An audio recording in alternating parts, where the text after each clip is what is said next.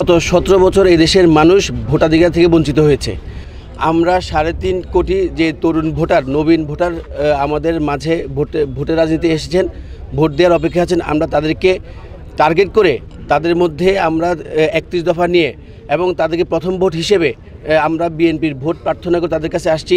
আমরা তরুণদের জন্য বিভিন্ন মেসেজ নিয়ে আসছি, তরুণদের কর্মসংস্থানের ব্যবস্থা নিয়ে, তরুণদের ভবিষ্যৎ বিনির্মাণ, তারা কীভাবে আগামী বাংলাদেশ দেখতে চায় তাকে ফোকাস করে আমরা তাদের কাছে আসছি। তারা যেন তরুণ নেতৃত্ব নির্বাচন করে, সৎ নেতৃত্ব নির্বাচন করে এবং আগামীর স্বপ্নের বাংলাদেশ গড়াতে ভূমিকা রাখে, তাদের এই দাবি নিয়ে আসছি তাদের কাছে।